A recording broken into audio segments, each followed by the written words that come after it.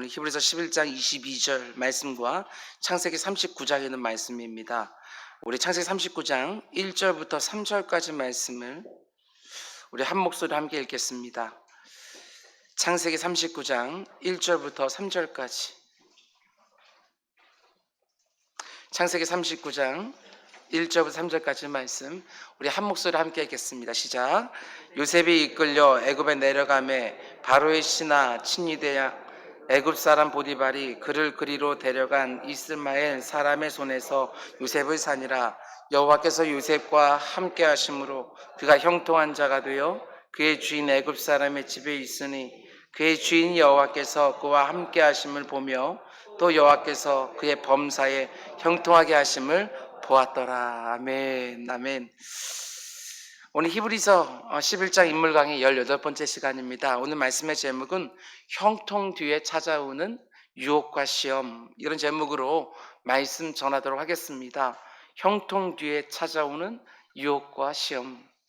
오늘 설교의 부제목도 봐주시기 바랍니다. 유혹을 이기게 하는 성도의 정체성과 신전의식. 여기서 신전의식이라는 것은 한 번쯤은 들어보셨으리라 생각되었었는데 라틴어로 코람데오라는 단어입니다. 하나님 앞에서 before God 이렇게 표현하기도 하고, 아니면 하나님의 임재 안에서 in the presence of God 이렇게 표현하기도 하고, in Christ, 우리 원로 목사님 자주 표현하는 말씀으로 하면 en Cristo. 오늘 이 부분에 대해서 우리가 함께 말씀을 나눠보려고 합니다. 우린 주일마다 히브리서 11장에 나오는 신앙의 인물들을 묵상하고 있는데 오늘은 요셉 두 번째 시간입니다. 지난 시간에 섭리라는 주제로 요셉이 꾼 꿈이 어떻게 성취되어져 가는지 개괄적으로 함께 보았습니다. 오늘 시간에는 하나님의 임재와 동행, 성도의 정체성, 그리고 신전의식, 이런 주제들을 가지고 요셉이 경험한 형통과 유혹과 시험을 함께 묵상하려고 합니다. 요셉이 아주 특별한 두 번의 꿈을 꾸었습니다. 그냥 보통 꿈이 아니라 하나님의 부르심과 소명이 담겨있는 꿈이었습니다. 요셉이 꾼 꿈은 자기를 편애하는 아버지의 품 안에 있을 때 그래도 실현 가능했을지도 모르겠습니다. 그런데 지난 시간에 우리가 본 것처럼 지금 요셉은 자기 형들에 의하여 애굽에, 그것도 노예로 팔려와 있는 상황입니다. 그러면 질문은 이제 요셉의 꿈은 어떻게 되냐는 것입니다. 지금까지 자기를 보호해주고 사랑해주고 특별히 대해주었던 아버지 곁을 떠나서 지금 애굽의 군대 장관 보디발의 집에서 종살이하고 있는데, 그러면 하나님이 그에게 주신 꿈은 도대체 어떻게 되는 것이냐? 이게 바로 오늘 본문이 말하고 싶어하는 핵심입니다. 환경이 완전히 달라졌습니다. 도저히 꿈이 이루어질 것 같지 않아 보이는 환경이지요. 그러면 요셉이 꾼 꿈은 도대체 어떻게 되는 것이냐? 하나님이 주신 꿈, 사명인데 전혀 예상하지 못한 환경 속에서 우리는 지금 거의 5개월 가까이를 살아가고 있습니다. 그런 우리에게 주는 너무나도 귀한 메시지가 오늘 본문에 담겨 있는 줄 압니다. 오늘 보면 2절 말씀 함께 읽겠습니다. 여호와께서 요셉과 함께 하심으로 그가 형통한 자가 되어 그의 주인 애굽 사람의 집에 있으니. 요셉이 자기가 꾼 꿈 때문에 형들에 의해서 노예로 팔려가는 정말 끔찍한 일을 당했습니다. 하나님의 언약이 다 묻어있는 약속의 땅에서 강제로 지금 이방 땅, 애굽 땅에 와 있지만 2절 말씀 뭐라고 말하지요? 여호와께서 요셉과 함께 하셨다. 환경은 완전히 달라졌지만 하나님은 여전히 요셉과 함께 하셨다. 거기에서도 여기에서도. 이방 땅이라는 것은 마치 하나님의 임재가 없어 보이는 그런 땅입니다. 그래도 불구하고 성경은 이렇게 말합니다. 그곳에서도 하나님이 그와 함께 하셨다. 하나님이 요셉과 함께 계시고 그와 동행해 주신 결과가 뭐라고 말합니까? 요셉이 하는 일마다 다 형통하였다. 그가 하는 일이 다 잘 되었다고 말합니다. 이게 좀 이상합니다. 지금 아버지의 품을 떠나 있는데 주변에 자기를 아껴주고 사랑해주는 사람 하나 없는데 거기다가 지금 요셉의 신분이 무엇입니까? 노예입니다. 아들도 아니고 자인도 아니고 고작해야 남의 집에서 종살이하고 있는 신세인데 오늘 본문은 그가 형통했다고. 그런데 그 원인이 하나님과 함께 하심으로. 여기서 우리가 염두에 둬야 될 것이 하나 있습니다. 그것은 하나님이 함께 하신다고 하는 하나님의 임재와 동행이라는 주제는 구약과 신약을 꿰뚫는 성경의 가장 핵심 중에 하나라는 것입니다. 하나님의 백성들에게 있는 가장 중요한 능력, 모든 축복의 원천이 되어지는 하나님의 함께하심, 이것이 바로 성경을 관통하고 있는 가장 핵심적인 메시지 중에 하나라는 것입니다. 사도 바울의 13권의 서신서들을 보면 가장 많이 반복되어지는 것이 in Christ, 예수 그리스도 안에서. 이게 바로 성경을 관통하고 있는 가장 핵심적인 메시지예요. 하나님 안에, 하나님과 함께, 하나님의 임재 안에, 하나님의 동행 안에, 여기에 성도가 누릴 수 있는 모든 안전과 평안과 복과 형통이 다 들어있다고 사도 바울은 말을 합니다. 왜 그렇습니까? 예수 그리스도 안에 모든 좋은 것들이 다 들어있으니까. 그 주님이 나와 함께 하시기만 하면 나는 부족한 것이 없다고 사도 바울은 고백하는 것이지요. 하나님이 충분하십니다. 그분이 충분자지시요. 그분이 나와 함께하고 계시니까 내 삶에 부족한 것이 없는 것.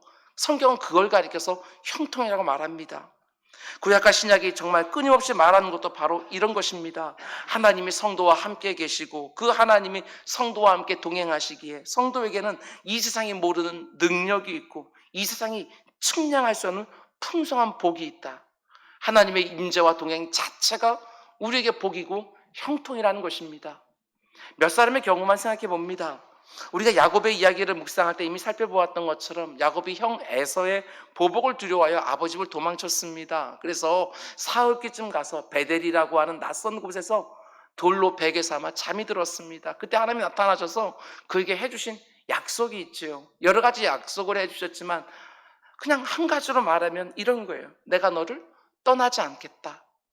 네가 지금 어딘지도 모르는 낯선 곳으로 두려움 가운데 가고 있지만 내가 너와 함께 하겠다. 너와 함께 하면서 다시 이곳으로 돌아오게 해주겠다. 하나님의 삶에, 야곱의 삶에 하나님의 임재하시겠다고, 그 가는 곳마다 하나님이 동행해 주시겠다고. 여러분, 그 약속 하나면 되는 것이지요. 그 약속 하나면 성도는 얼마든지 두려워하지 않고 아무리 낯선 곳이라도 갈 수 있습니다. 모세의 경우도 생각해 보시기 바랍니다. 그게 가장 중요했던 것이 무엇이냐? 저는 이 부분이 참 모세에게서도 귀하다고 보았습니다. 출애굽한 이스라엘 백성들이 광야에서 금송아지를 만들어 그것을 여호와라고 부르면서 경배했습니다. 하나님이 대노하셨지요. 그리고 모세를 불러서 이렇게 말씀합니다. 네가 애굽 땅에서 이끌어낸 네 백성 네가 데리고 가라. 하나님이 얼마나 화가 나셨는지 지금까지는 내 백성, 내 백성, 내 백성 이렇게 불러주셨는데 이제는 모세, 네 백성, 네가 책임져라. 이렇게 말씀하시는 거지요. 모세가 하나님 앞에 바짝 엎드려서 용서와 자비와 긍휼을 간구하기 시작합니다. 하나님이 모세의 절절한 기도를 들으시고 이렇게 말씀하시지요. 모세야, 내가 약속한 대로 가나안 땅은 주겠다. 그 땅으로 올라가라. 그런데 그 다음에 아주 충격적인 말씀을 주십니다. 그러나 나는 너희와 더 이상 함께 안 간다. 그러자 모세가 뭐라고 말합니까? 그래도 가나안 땅에 들어가기는 해주셔서 너무 감사합니다. 이러면서 가나안 땅으로 올라갑니까? 아니요. 너무나 두려워하면서 아주 절절하게 간구를 하는 거예요. 하나님이 함께 가지 않으시면 가나안 땅이 무슨 소용이 있습니까? 하나님이 함께 가실 때만 가나안이 우리에게 복된 땅이 됩니다. 모세가 아는 것이지요. 하나님의 임재와 동행이 얼마나 중요한지를 아는 거예요. 가나안 땅이 중요한 것이 아니라 그곳에 하나님이 함께 하시기에 가나안 땅이 중요하다는 것을 모세가 아는 것이죠. 우리와 너무 다르지 않습니까? 우리는 하나님이 함께 하시든 함께 하지 않으시든 내가 너무나도 그리는 그 적과 꾸리는 가나안 땅에 어떻게든 들어가면 되는 것처럼 생각할 때가 많지만 모세는 아는 것입니다. 하나님의 임재와 동행이 얼마나 절대적인가를 아는 거예요. 하나님이 없는 가나안 땅 아무 의미 없다. 제가 종종 말씀을 드리지만 어디가 천국입니까? 금으로 만든 길에 보석이 박힌 집들이 즐비하고 그 어떤 질병도 고통도 고난도 없는 곳, 그게 천국이 아니라 하나님이 계신 곳, 그곳이 바로 천국이지요. 우리가 부르는 찬송가 가사처럼 내 주 예수 모신 곳이 그 어디나 하늘나라가 되는 거예요. 그런가 모세를 뒤이어 이스라엘의 지도자를 세웠던 여호수아의 경우도 마찬가지입니다. 모세의 뒤를 이어서 이스라엘 백성들을 이끌고 이제 가나안 땅으로 들어가 정복 전쟁을 벌여야 되는데 여호수아가 너무너무 두려운 거예요.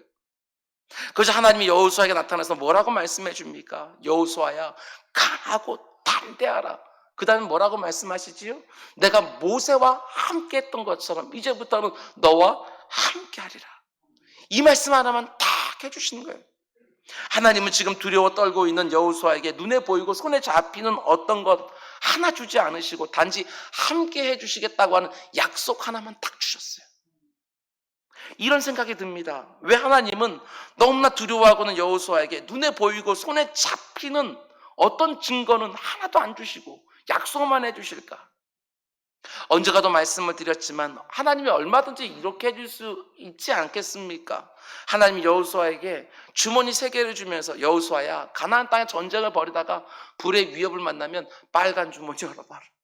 물의 위협을 만나면 파란 주머니 열어보고 대적들 만나면 까만 주머니 열어봐라. 그럼 문제가 순식간에 싹 해결될 거다.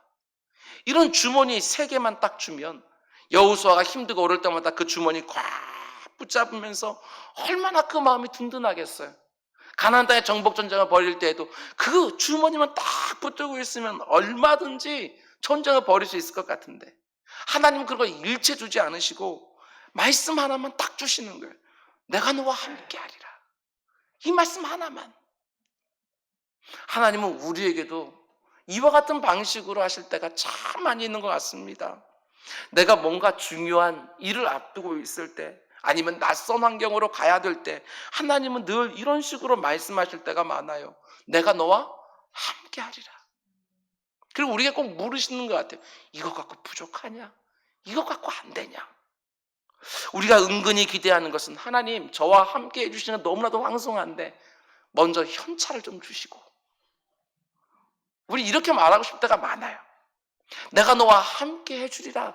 하나님 그거 너무너무 감사한데 먼저 현찰 주시고 그 다음에 함께 해주시면 안 될까요? 아무리 이렇게 말씀을 드려도요 하나님은 잘 그렇게 안 해주십니다. 그 대신 아무개야 내가 너와 함께 하니까 어떠니 든든하지. 믿음이 없는 우리는 하나도 안 든든한데, 뭔가 손에 잡히고 눈에 보여야 될 것 같은데, 뭔가 옆에다 쌓아놓아야 될 것 같은데, 그런데 하나님은 왜 늘 이런 식으로 우리에게 하시겠습니까? 눈에 보이고 손에 잡히는 거 우리에게 주시면 너무 든든할 것 같은데 왜 이렇게 약속 말씀만 해주실까? 다른 거 없습니다. 그게 바로 믿음이기 때문에 그렇습니다. 우리에게 원하시는 것이 믿음이기 때문에 그래요. 우리가 지금 히브리서 11장을 골격 삼아서 말씀을 보고 있지 않습니까? 그게 바로 믿음이에요. 믿음이 무엇입니까? 보이지 않는데 보이는 것처럼 믿는 거. 이것이 바로 믿음 아닙니까? 보이지 않는 것을 실상처럼 붙들고 있는 거. 이게 바로 믿음 아니겠습니까? 여러분과 저는 눈에 보이는 뭔가를 의지하기를 원하지만 하나님은 그러지 말고 살아서 생명력 있는 그 말씀, 그리고 그 말씀을 주신 하나님, 보이지 않는 하나님이시지만 영이신 하나님이시지만 마치 눈에 보이는 것처럼 그렇게 살아가라고 우리에게 말씀하시는 것이지요. 그런가 하면 하나님의 임재와 동행하는 주제에서 가장 대표적인 인물이 바로 다윗이란 사람이에요. 다윗의 인생을 가장 극명하게 잘 보여주는 것이 바로 사무엘상 하의 모습인데 계속해서 이런 표현이 그의 인생 가운데 앞뒤에 붙어있는 것을 보게 되어집니다. 하나님이 함께하사 이기게 하시고 하나님이 함께하사 위험을 피하게 하시고, 이게 뭘 보여주는 것이지요? 다윗이 거둔 모든 승리는 다윗 안에 있는 어떤 능력이나 탁월함 때문이 아니라 오직 하나님이 함께하심으로, 하나님의 임재와 동행 때문에 이 모든 승리를 거둘 수 있다고 성경이 아주 분명하게 밝혀주는 거예요. 그래서 다윗은 아예 시편 23편에서 이렇게 고백하기도 합니다. 내가 사망의 음침한 골짜기를 달릴지라도 해받을 것을 두려워하지 않는 이유가 뭐냐? 여호와께서 나와 함께 하심이라. 지금 사망의 음침한 골짜기를 지나가고 있는데 두렵지 않아요. 왜 그렇습니까? 하나님이 나와 함께 계시는 것이 너무나 분명하게 믿어지니까. 코로나19 이 상황을 지나가는 우리 모두에게도 이 믿음이 있기를 원합니다. 눈에 보이는 것은 이런저런 일들이지만, 들려오는 것은 이런저런 얘기들이지만, 그러나 하나님께서 나에게 주신 한 말씀만 있으면 마치 모든 문제가 다 해결된 것처럼 아무개야 내가 너와 함께하리라. 이거요. 신약으로 넘어가면 더 결정적입니다. 하나님이 아예 우리와 함께 해주시기 위하여 육신을 입고 이 땅에 오십니다. 말씀만 해주시는 것이 아니라 요한복음 1장에 말한 것처럼 말씀이 육신이 돼요. 우리 가운데 나타나시는 거예요. 예수님이 이 땅에 육신으로 오실 때 하나님이 직접 예수님의 이름을 지어서 가르쳐 주시지요. 아들을 낳으리니 그 이름을 예수로 하라. 이는 하나님이 그 백성과 함께 하시리라. God with us. 우리와 함께 하신 하나님. 그게 바로 우리 주님의 이름이에요. 예수님이 나와 함께 계신다. 임마누엘. 그것이 바로 그분의 이름이라고요. 예수님이 이 땅에 오실 때만이 아니라 이 땅을 떠나실 때, 부활 승천하실 때도 맨 마지막에 그 제자들, 자신의 뒤에 남겨진 그 제자들에게 말씀 또 하나 주셨어요. 그게 무엇입니까? 이 세상 끝날까지 내가 너희와 항상 함께 있으리라. 이 말씀을 듣고도 믿음이 흔들리고 있는 그 초대교회 성도들과 사도들을 위하여 하나님 또 어떻게 해주십니까? 그 약속하신 그대로 오순절 다락방에서 간절히 기도할 때 성령 하나님을 보내주셔서 임재케 해주시는 거예요. 이 안에 하나님이 항상 함께 하신다는 것을 느낄 수 있도록 성령 하나님은 이 안에 내주케 해주시는 거예요. 성도 한 사람 한 사람에게만 하나님의 임재와 동행이 중요한 게 아닙니다. 이 교회에도 하나님의 임재와 동행은 절대적인 거예요.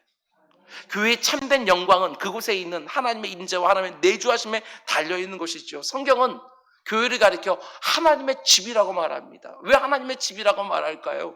이 안에 하나님이 임재 계시기에 하나님의 집이라고 말하는 것이고, 하나님의 임재가 사라지게 되어지면 이것은 철저하게 아무리 밖에 십자가를 걸어놨다 할지라도, 아무리 멋진 그 교회를 지어놨다 할지라도, 이 안에서 아무리 성경 말씀이 선포되어지고 아무리 가운데 기도가 드려지고 찬송됐다 할지라도 하나님이 임재하지 않으시면 그건 껍데기죠. 교회라고 할 수 없는 거예요.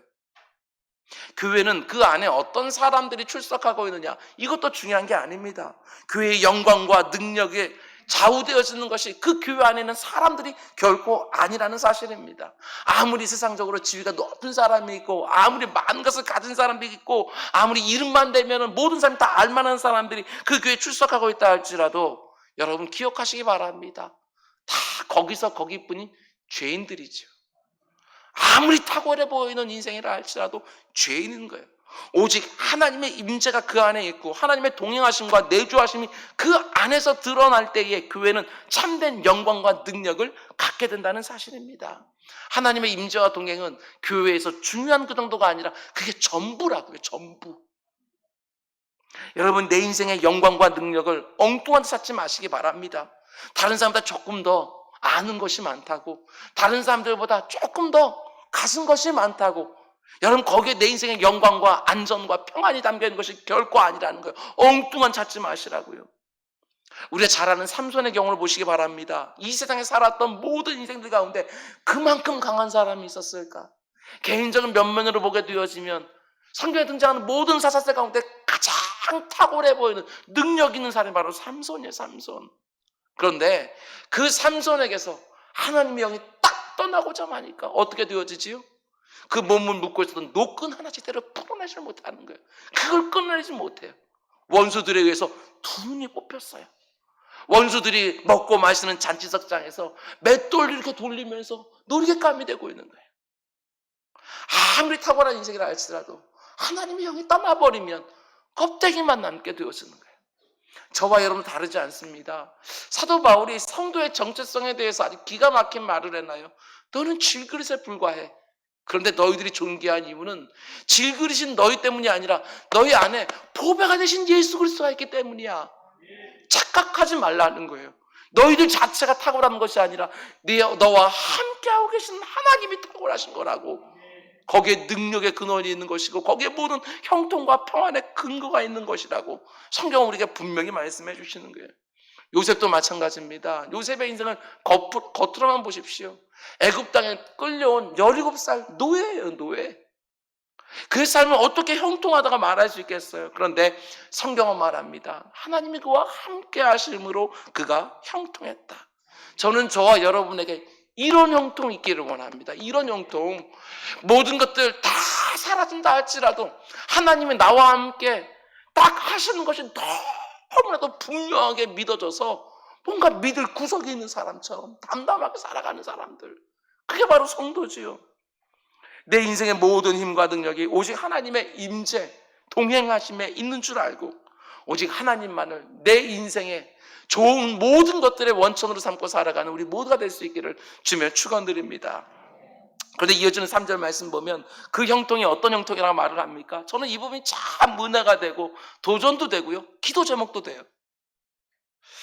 요셉만 알 수 있는 형통이 아니라 하나님은 모르는 이방 사람도 볼 수 있는 형통이었다는 사실이요, 너무나 은혜가 되고 도전이 됩니다.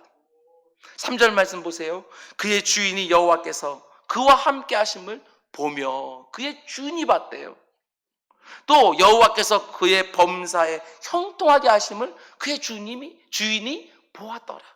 보디발이 다 보았다고 하는 거예요. 여기 보면 보며 보았더라.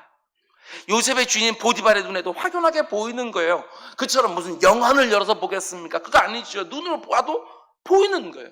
하나님이 요셉과 함께 하신다는 것이 보이고요, 요셉이 하는 모든 일들을 하나님이 형통케 하신다는 것을 보이는 거예요. 보며 보았더라. 하나님이 함께 하셔서 형통하게 되는 것은 단지, 여러분 잊지 마십시오, 신학적인 개념이 아니에요. 하나님의 동행이 형통이라고 하는 것이 신학적인 개념이 아니라는 거예요. 단지 성경 안에서만 발견되어지는 그런 교리가 아니라는 것입니다. 내 믿음 속에서만 발견되어지는 그런 고백이 아니라는 거예요. 하나님이 함께 하셔서 형통하게 되는 것이 요셉의 삶 속에서 아주 현저하게 드러났다. 이방인 보디발이 볼 때에도 저거는 요셉이 가지고 있는 능력과 실력과 성실함과 탁월한 때문만은 아닌 것 같다. 이게 들었다는 것이지요. 그가 가지고 있는 능력보다 훨씬 뛰어난 어떤 결과가 눈에 확연하게 드러나니까 보디발이요, 그 원인을 찾을 수 있는 건 하나밖에 없어요. 혹시 요셉이 믿는다는 그 하나님? 이거밖에 따질 게 없는 거예요. 하나님은 모르는 이방인 주인에게도 눈에 확연하게 보이는 형통이었다는 것입니다. 저는 이 표현이 너무나 은혜가 되고 도전이 됩니다. 보며 보았더라. 하나님이 나와 함께 하신다는 것이, 그것이 눈으로 보이는 거, 아니 내 눈에만 보이는 것이 아니라 다른 사람들 눈에도 다 보이는 거예요. 하나님이 함께 하셔서 그 결과로 일어나는 어떤 현상들, 그것들이 저와 여러분에게 꼭 있기를 주님의 이름으로 축원을 드립니다. 하나님이 나와 함께 하신다는 것이 정말 눈에 표가 나도록 드러나서 내 주변에 있는 하나님 모르는 사람들조차도 분명히 보아서 알도록 하나님 내 삶 가운데 임재해달라고, 개입해달라고, 역사해달라고 기도하는 우리 모두가 되길 주님의 이름으로 축원을 드립니다.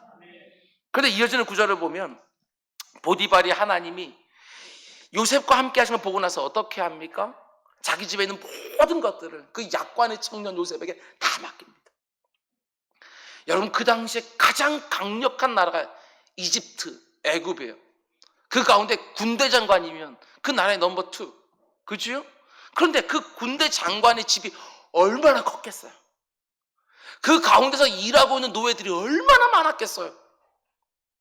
수백 명은 됐을 것 같아요. 그 곡간도 굉장히 컸을 것이고, 그런데 이 보디발이 그 약관의 청년 요셉에게 자기 집에 있는 모든 것을 다 맡겼대요. 왜 그랬을까? 보디발에게 무슨 믿음이 생겼습니까? 아닙니다. 하나님이 그와 함께 하시면 어떻게 형통해지는지를 다 눈으로 보았기 때문에 자기 이익을 위해서 요셉에게 맡긴 거예요. 요셉이 하는 일마다 다 잘 되니까. 그런데 더 재밌는 거, 그렇게 다 요셉에게 맡기니까 하나님이 또 어떻게 해주시느냐. 5절 말씀 보세요. 그가 요셉에게 자기의 집과 그의 모든 소유물을 주관하게 한 때부터 여호와께서 요셉을 위하여 그 애굽 사람의 집에 복을 내리심으로 여호와의 복이 그의 집과 밭에 있는 모든 소유에 미친지라. 우리 하나님 너무 절묘하십니다. 하나님께서요, 그 모든 것을 요셉의 손에 딱 맡긴 그때를 기점으로 해서 그 전과는 비교되지 않을 만큼 확연하게 더 많은 것들을 막 쏟아 부어주시는 거예요. 누가 알도록? 보디발도 알도록. 요셉과 함께 하신 하나님이 이렇게 내 집에 복을 주시는 걸 다 알 수 있도록. 그러면 성경에 뭐라고 말합니까? 여호와께서 요셉을 위하여 보디발의 집에 복을 내리셨다. 보디발을 위해서가 아닙니다. 요셉을 위해서 하나님이 복을 그 집에 주셨다는 것입니다. 그런데 이 구절에서 우리가 생각나는 것이 있지 않습니까? 창세기 12장을 보게 되었지만 하나님이 그 가게의 조상이 되어지는 아브라함을 부르실 때 하신 약속과 너무나도 겹쳐지는 부분이 있는 거예요. 하나님이 아브라함을 부르시면서 이런 약속을 주셨습니다. 네가 복이 되리라. 네가 복의 원천이 되리라. 누가 너를 축복하면 내가 그를 축복할 것이요, 누가 너를 저주하면 나도 그를 저주하리라. 하나님께서 창세기 12장에서 분명히 말씀해 주었거든요. 그러면 여러분, 하나님이 모든 복의 원천이 된다는 것을 믿으십니까? 그럼 하나님을 모르는 이 세상이 하나님의 복을 받는 유일한 방법은 다른 거 없어요. 하나님의 백성을 인정하고 선대하고 축복하는 거 딱 그거밖에 없는 거예요. 이 세상의 복 말고 하나님이 주시는 복을 하나님이 모르는 사람들이 받는 방법은 하나님을 믿는 사람을 축복하는 것밖에 없는 거예요. 오늘 본문도 마찬가지입니다. 보디발이 하나님이 함께 하신 요셉을 보면서 그를 인정하고 선대하고 축복하니까 어떻게 되느냐, 하나님께서 요셉을 위하여 보디발의 집을 축복하셨다. 저는 이 말이 너무너무 좋습니다. 요셉을 위하여. 비록 보디발의 재산이 늘어나고 있지만 보디발을 위해서가 아닙니다. 오직 요셉을 위하여 보디발의 밭에 있는 곡식들까지 표가 나는 복을 누리고 있다는 사실입니다. 설교를 준비하면서 저 역시도 이렇게 적용해 보았어요. 하나님이 오지훈 목사를 위하여 은자교회 성도들에게 복을 주셨다. 이거 얼마나 흥분되는 얘기예요. 하나님이 암흑의 성도를 위하여 그 가정에 복을 주셨다. 그 직장에 복을 주셨다. 그가 손으로 하는 일마다 복을 허락해 주셨다. 이게 얼마나 흥분되는 얘기냐고요. 이 땅은 살아가는데 그냥 사는 것이 아니라 형통한 자로 살아가는 거예요. 형통한 자로. 지금 이 세상에서 내가 어떤 대우를 받고 있다 할지라도 잊지 마십시오. 성도가 이 세상의 복이에요. 성도가 이 세상의 복이다. 여러분과 제가 하나님이 원하시는 자리에서 하나님이 원하시는 삶을 온전히 제대로 살아갈 때 하나님이 우리를 위하여 내가 속해 있는 가정과 회사와 관계들에게 복 주신다고 분명히 약속해 주시는 거예요. 그리고 그것들을 통해서 이 세상이 나와 함께 하시는 하나님을 보게 되리라 약속해 주신 것이지요. 반드시 내게 많은 능력이 있어야 될 필요는 없습니다. 많은 것을 내가 반드시 가지고 있어야 세상에 복이 되는 것이 아닙니다. 하나님과 함께하고 있는 내가 바로 복인 거예요. 하나님과 함께하고 있는 나. 왜냐하면 나를 통해서 하나님의 역사가 드러나는 거예요. 내가 가지고 있는 것이 흘러나가는 것들이 아니라 나를 통해서 하나님의 것이 나를 통과하여 세상에 흘러가는 것이지요. 나를 통하여, 나를 위하여 하나님이 내 옆에 있는 배우자에게 복을 주셨다. 여러분, 이걸 꿈꾸시며 사는 우리 모두가 되길 주님의 이름으로 축원을 드립니다. 그런가 하면 요셉이 보디발 집에서 경험하고 있는 형통을 보게 되어지면 여러분 놓치지 말아야 될 것이 있습니다. 그게 뭐냐면 요셉의 꿈이 여전히 이루어지고 있다는 점입니다. 이게 굉장히 중요한 거예요. 비록 겉으로 볼 땐 요셉의 꿈이 도저히 이루어지지 않을 것처럼 보이는데 실상은 하나님 너무나도 정확하게 그에게 주신 꿈을 이루어가고 계신다는 사실이에요. 생각해 보십시오. 하나님이 요셉에게 보여준 꿈이 무엇이었습니까? 형들의 곡식단이 자기 곡식단에게 와서 절하는 거예요. 절한다는 게 무엇입니까? 위치에 현격한 차이가 있는 거예요. 그러니까 절하는 것이지요. 높아진다는 말입니다. 근데 지금 이 보디발의 집에서 어떻게 됩니까? 그 집안에 있는 수많은 종들을 다스리는 위치로 요셉이요 올라가고 있어요. 종은 종인데요, 가정 총무예요. 뿐만 아니라 우리가 이미 알고 있는 것처럼 억울한 누명을 쓰고 감옥에 갇혔을 때는 어떻게 됐지요? 그 감옥에는 모든 죄수들을 다 주관하는 역할이 주어지는 거예요. 겉으로 볼 때는 요셉이 집에 있을 때 아버지 사랑을 받는 아들로 있다가 지금 보디발 집에서 종살이하고 있고 이내 누명을 쓰고 이제는 옥살이까지 하게 될 터인데 그의 삶이 계속해서 내려가는 것처럼 보이잖아요. 바닥으로 내려가는 것처럼 보이지만 실상은 요셉이 어느 자리에 있든지 계속 누군가를 주관하고 있고 다스리는 위치로 올라가고 있다는 점입니다. 하나님이 요셉에게 주신 꿈이 그렇게 아직은 완전하지는 않지만 그래도 다 적용되면서 지금 이루어져 가고 있는 거예요. 노예로 팔려왔는데도 그 노예들 중에서 다스리는 자가 되어지고 죄수로 감옥에 갇혔는데도 그 죄수를 다스리는 자가 되는 것이죠. 무슨 말입니까? 하나님이 그에게 주신 꿈이 완전히 사라진 것이 아니라 요셉이 처해있는 그 상황 속에서도 그대로 적용되면서 이루어지고 있다는 사실이에요. 여러분, 부탁을 드립니다. 육신의 눈으로만 보지 마십시오. 내 삶을 육신의 눈으로만 보지 마시라고요. 그건 이 세상도 다 그렇게 하는 것이고 우리는 육신의 눈만을 보는 것이 아니라 때로는 육신의 눈을 꽉 감아버리고 영안을 열어서 모든 것들을 볼 수 있는 거 아니겠어요? 정말 이 세상을 살아갈 때 현실 속에서 눈을 쫙 뜨고서 정말 치열하게 살아가지만 그러나 그 수시로 시간을 내서 눈을 꽉 감고 영안을 들어서 하나님의 기도 자리에 나가서 그 상황들을 해석해내는 사람들이 바로 그리스도인들 아니냐고요. 육신의 눈으로 볼 땐 내 삶이 지금 계속해서 바닥으로 내려가는 것처럼 보일 수도 있을지 모르겠어요. 그런 영적 눈으로 보게 되어지면 하나님 실패하지 않으셔요. 내 생명 속에 담아놓으신 하나님의 뜻을 계속해서 틀림없이 이루어가고 계시는 거예요. 우리 잘 아는 것처럼 시작하신 이유가 이루시는 거예요. 그분이 나와 동행하고 계시기에 어떻게 내 인생이 실패할 수 있겠어요? 하나님의 인재와 동행을 맺는데 어떻게 내 인생이 망할 수 있겠냐고요. 절대 그런 법이 없지요. 하나님의 섭리 가운데서 계속 내 삶이 그분에 의해서 빚어지다가 언제 어떤 방식으로 될지 모르지만 하나님이 쑥 올리셔서 하나님의 뜻대로 우리들을 사용하시는 거. 요셉의 인생을 통해서 보는 거예요.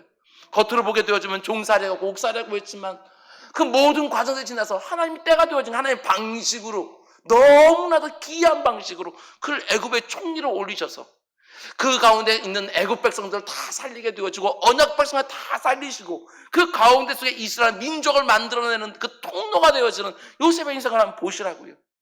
하나님이 함께 하시는 자의 형통, 하나님이 결코 실패하면 약속의 성취가 우리 눈에도 화끈하게 보여주는 때가 속히 오게 달라고 늘 기도하며 사모하는 우리 모두가 되길 주님의 이름으로 축원을 드립니다. 여러분, 그런데 이어지는 구절들을 보면 이런 형통을 누리고 있는 요셉의 삶에 어떤 일이 찾아옵니까? 이 부분이 중요합니다. 요셉이 전혀 예상하지 못했던 유혹이 찾아와요. 시험이 찾아옵니다. 하나님이 주시는 형통함에 뒤이어 유혹이 찾아오고 있지요. 보디발의 아내가 그 요셉에게 잠자리를 청하면서 유혹하는 거예요. 여러분, 여기서 이 점을 꼭 유의하셔야 됩니다. 여러분, 어떤 면에서 이 유혹은 요셉이 노예로 팔리는 것보다 그 고난보다 훨씬 더 큰 위험입니다. 우리가 애국 같은 이 땅에 몸을 담고 살아갈 때 하나님의 백성들의 가장 큰 어려움은 고난이 아닙니다. 왜냐하면 고난은 우리의 마음을 더욱 간절하게 만들고 가난하게 만들어서 하나님을 더욱 의지하게 만들고 하나님을 더욱 의지하게 만들어주는 도구가 되어지지만 유혹은 달라요. 내 영혼을 하나님으로부터 완전히 멀어지게 하는 것이 바로 유혹이라는 것입니다. 하나님이 함께 하심으로 비록 종의 신분이었지만 그 가운데 성공과 성취와 형통을 누리고 있는 이 요셉의 삶에 아주 집요한 유혹이 어느 날부터 찾아오기 시작하는 거예요. 보디발의 아내의 유혹을 여러분 절대로 요셉 개인의 이야기로 받지 마시기 바랍니다. 우리 모두가 다 한 사람의 예외도 없이 이 유혹을 받고 있으니까 단지 성적인 유혹으로만 보지도 말기를 바랍니다. 이 땅에서 하나님 말씀대로 살려고 하는 성도들에게 다가오는 악한 사단마귀의 모든 유혹의 전형과 같은 방식이 바로 이 보디발 아내의 유혹인 거예요. 성적인 유혹이 아니라 성도에게 미치는 모든 유혹의 전형적인 방식이 여기 다 들어가 있어요. 잘 보시기 바랍니다. 7절 말씀. 유혹이 어떤 형태로 찾아오느냐. 그 후에 그의 주인의 아내가 요셉에게 눈짓하다가 동침하기를 청했다. 처음에는 눈짓하는 것이지만 그 다음에는 청했다고 말하고 있습니다. 우리가 가지고 있는 한글성에 보게 되었지만 이것을 얌전하게 번역해 놓았지만 원어 성경을 받겠다고 한다면 우리 뭐뭐뭐뭐 하자라고 하는 청유가 아니에요. 청령이 아니라 여기 명령형으로 돼 있어요. 명령형으로. 요셉의 생사 여탈권을 쥐고 있는 여주인입니다. 자신의 권력을 가지고 노예인 요셉에게 자기 침실로 들어오라고 명령하고 있는 거예요. 이런 식이지요. 나와 동침하지 않으면 너에게 심각한 일이 생길 것이다. 협박을 하고 위협을 하는 그것이 다 담겨있는 유혹이지요. 악한 사단마귀가 공중어절 잡고 주장하는 이 세상은 늘 이런 식으로 우리를 유혹하고 시험합니다. 자신이 가지고 있는 권능과 힘을 가지고 성도들을 위협하고 협박하면서 하나님 말씀이 아닌 다른 길로 가도록 우리를 유혹하는 것이지요. 그런 면에서 요셉 개인의 이야기만이 아니라 이 강력한 세상 권세에 살아가는 우리 모두가 똑같이 보디바르 아내로 상징되어지는 이 세상이 명령하는 거예요. 내 침실로 와라. 나와 함께 먹고 나와 함께 즐기자. 유혹하는 것입니다. 단지 성적인 유혹 하나가 아니라 세상 방식으로 우리가 똑같이 살자는 거예요. 똑같은 방식으로. 맨 처음엔 눈짓하지만 그 다음에 협박하면서 우리에게 집요하게 달려들지요. 10절 말씀 보세요. 이 여인이 날마다 요셉에게 청했다. 얼마나 집요합니까? 날마다입니다. 유혹을 거절하는 것이 너무 힘든 것은 한두 번 거절하면 그냥 끝나는 것들이 아니라 계속해서 언제까지? 우리를 넘어뜨릴 때까지. 우리 인생 가운데 언제까지? 죽을 때까지. 유혹과 시험으로부터 완전히 자유해지는 것은 없어요. 계속해서 세상은요, 그때 우리 형편에 맞게 때로는 이런 유혹으로, 때로는 저런 유혹으로 계속해서 우리가 달려서 우리를 하나님의 방식으로가 아니라 이 세상 방식으로 살도록 우리를 유혹하는 것이지요. 이거 거절하기가 결코 쉽지 않습니다. 그다음 어떤 일이 벌어집니까? 11절과 12절 말씀 보세요. 그럴 때 요셉이 그의 일을 하러 그 집에 들어갔더니 그 집 사람들은 하나도 거기 없었더라. 그 여인이 그의 옷을 잡고 이르되 나와 동침하자. 이것도 명령형이에요. 집안에 아무도 없는 틈을 타서 정말 노골적이고 대범하게 여주인이 요셉에게 동침할 것을 명령하고 있다는 것입니다. 이건 협박이지요. 우리가 살아가는 이 세상 역시 보디발의 아내처럼 우리를 늘 은근히 협박하면서 유혹합니다. 우리 역시 끊임없이 이런 소리를 들으면서 하는 거예요. 너 그렇게 사업하다 분명히 망한다. 너 그렇게 직장생활하면 분명히 잘린다. 너 그렇게 자식 키우면 내 자식 좋은 대학 절대로 못 간다. 협박 아닙니까? 이거 은근한 거. 하나님의 말씀이 명령하는 성도의 삶이 아니라 이 세상의 가치와 기준과 방식에 타협하면서 살라고, 이 세상과 동침하라고 우리에게 계속 눈짓을 보면서 유혹하는 거예요. 때로는 협박하고 위협하는 것이죠. 이걸 순간순간 뿌리친다는 것이 결코 쉽지 않아요. 이 유혹에 우리 가운데 이미 넘어가신 분들도 어쩌면 수두룩할지도 모르겠어요. 세상이 하는 말을 내 입에 담고 있는 분들도, 똑같이 담고 있는 분들도 분명히 계실 거예요. 그렇게 사업하면 목사님 어떻게? 아니 그렇게 영업하면 고객들, 아니 그렇게 자식 키우면 안 돼요 그거. 이렇게 이미 내 입에 붙어있는 분들도 계실지도 모르겠어요. 여러분, 그런데 이런 어려운 유혹을 요셉이 어떻게 다뤄냅니까? 10절 말씀 다시 보세요. 여인이 날마다 요셉에게 청하였으나 요셉이 듣지 아니하며 동침하지 아니할 뿐만 아니라 함께하지도 아니하니라. 요셉이 아주 단호하게 거절합니다. 그래서 여주인이 어떻게 합니까? 집안의 사람들이 아무도 없을 때 틈타서 아주 노골적으로, 이제는 강제적으로 요셉의 옷을 붙들고 동침할 것을 명령해요. 이게 바로 이 세상이, 이 땅을 살아가는 성도들, 저와 여러분을 위협하는 방식이라는 것입니다. 유혹하고 협박해도 그래도 안 되면 옷이라도 붙잡고 땡기는 것이지요. 여러분, 이 세상은 어떤 방법이라도 다 동원해서 성도들을 굴복시키기를 원합니다. 그래서 눈짓도 보내고 위협도 하고 또 때로는 자기가 가진 힘으로 강제적으로 성도들을 넘어뜨리려고 하는 거예요. 질문입니다. 이게 뭔지 아십니까? 이렇게 나를 유혹하고 시험하는 악한 사단마귀의 영적인 공격이 있다는 거, 이런 것 좀 경험하고 사십니까? 어떻게든 나를 하나님의 말씀으로부터 끄집어내려고 하는, 하나님으로부터 멀어지게 하는, 그래서 나를 유혹하고 협박하고, 그래도 안 되면 자기가 가진 힘으로 나를 강제적으로 넘어뜨리려고 하는 이 생의 집요한 공격, 여러분 이걸 받아본 적이 있냐는 거예요. 만일 지금까지 단 한 번도 이런 걸 느끼지 못했다고 한다면 여러분 점검해 보셔야 돼요. 내가 그리스도인으로 제대로 살고 있는지.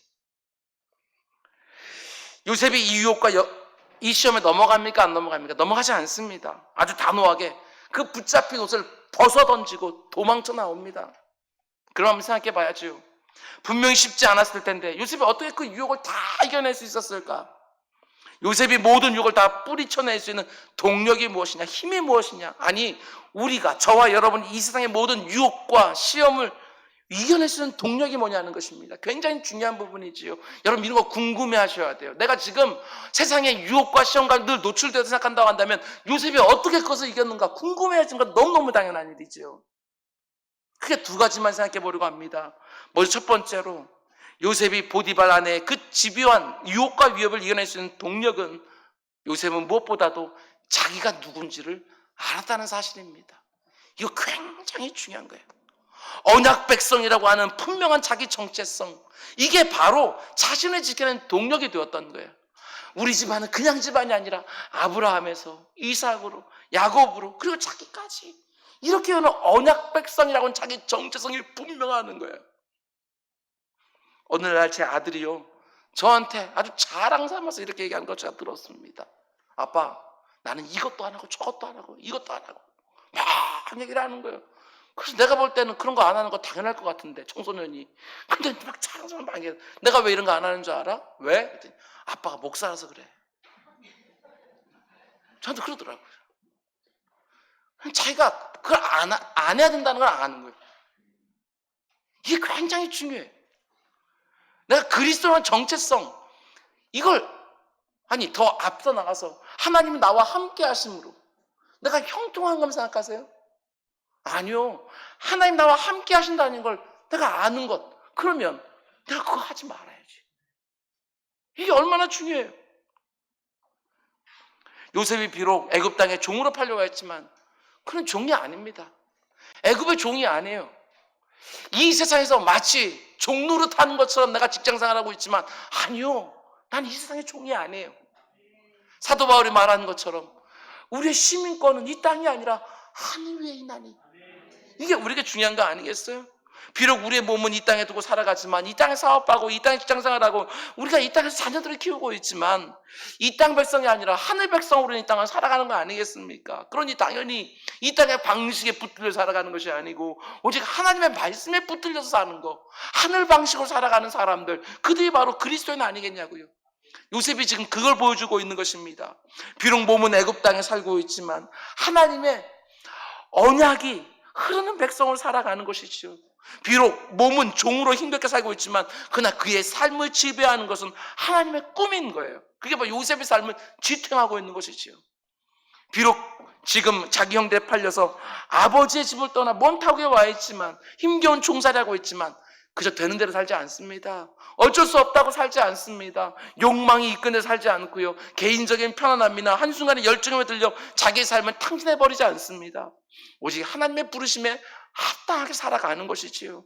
오직 하나님의 언약 백성 다운 모습으로 하나님의 계획과 목적에 합당한 삶을 살아가는 거예요. 정말 그렇지 않습니까? 우리가 살아가는 이 세상은 늘 우리들에게 이런 생각을 주입시킵니다.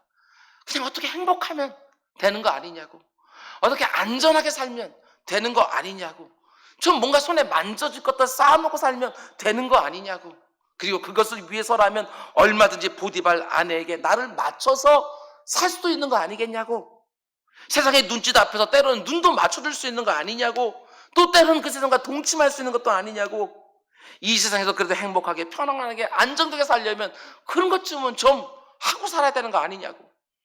근데 하나님은 자기 백성들에게 절대로 그렇게 살지 말라고 수도 없이 성경 안에서 말합니다. 그건 간음이다. 요한계시록을 보게 되어지면 세상을 온전히 그냥 성도들 갖다가 유혹하는 그 음녀, 그건 여성형인데요, 이 세상을 가리켜서 여성형으로 되어 있다는 것이 굉장히 의미심장해요. 이 세상이 악한 사단마귀가 주장하는 이 세상이 성도들을 유혹하면서 행복으로, 편안으로, 형통으로, 아니면 풍성으로. 그래서 성도는 그렇게 살아서는 안 돼요. 우리 청년들 정신 바짝 차리고 사셔야 돼요. 비록 이 땅을 살아가고 있지만 성도는 이 땅의 방식으로 사는 사람들이 아니라고요. 성도는 단 한순간도 마치 이 세상의 노예처럼 욕망이 이끄는 대로, 상황이 이끄는 대로 그렇게 사는 사람들이 아니에요.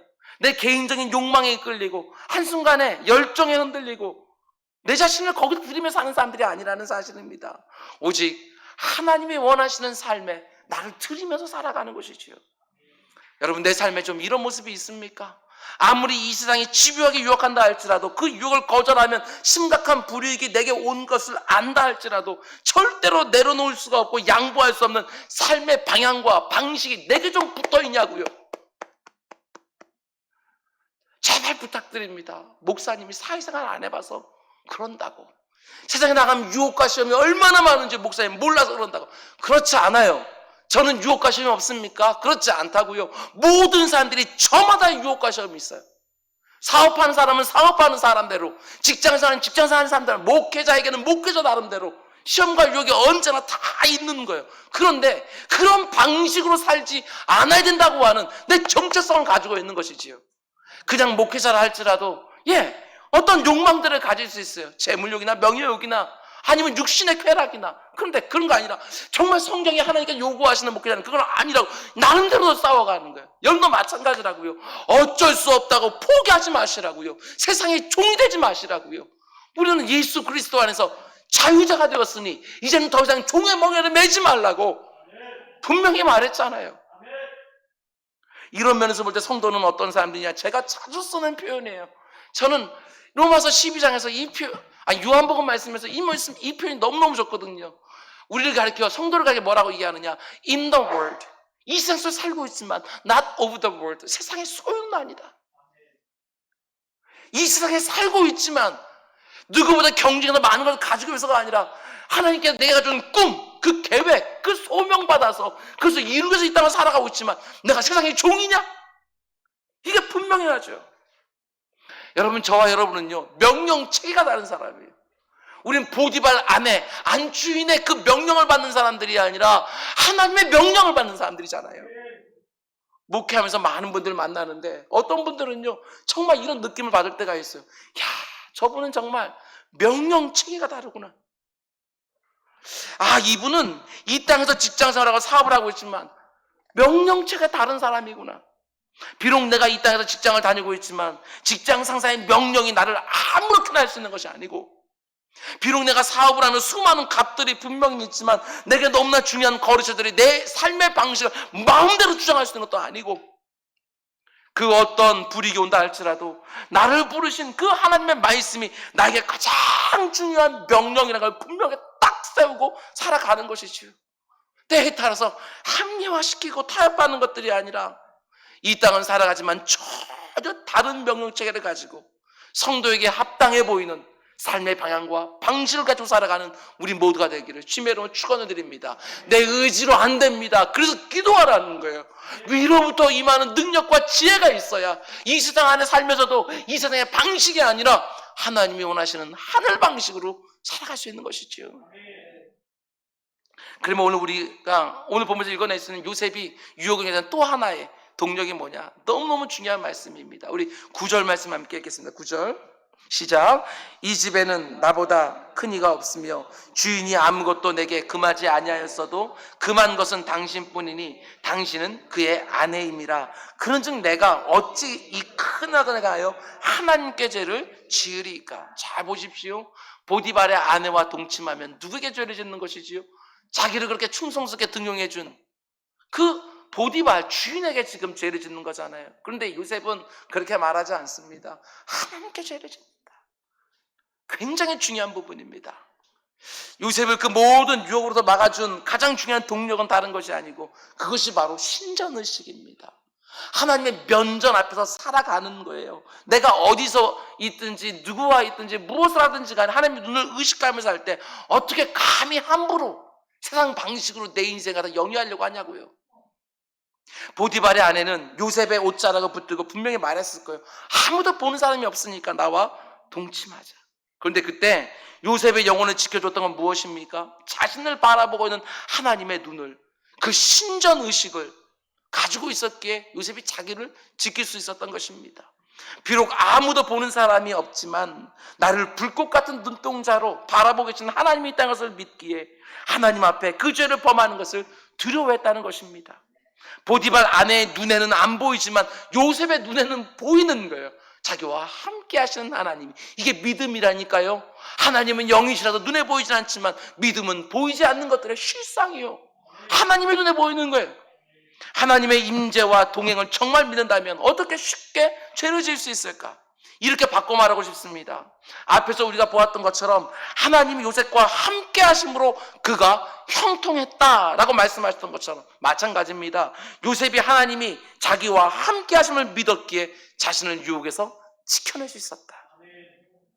요셉이 있는 땅이 비록 약속의 땅이 아니라 애굽 땅이라 할지라도, 여러분, 자녀들이 유학을 가거나 군대를 가거나 아니면 시집을 가거나 어떤 때라 할지라도요, 손에다 필요한 거 이렇게 바리바리 챙겨주는 거 다 부모의 똑같은 마음이죠. 능력껏 챙겨주고 싶을 거예요. 그런데 그 모든 것들을 챙겨주신다 할지라도 단 하나만큼은 분명하게 챙겨주셔야 돼요.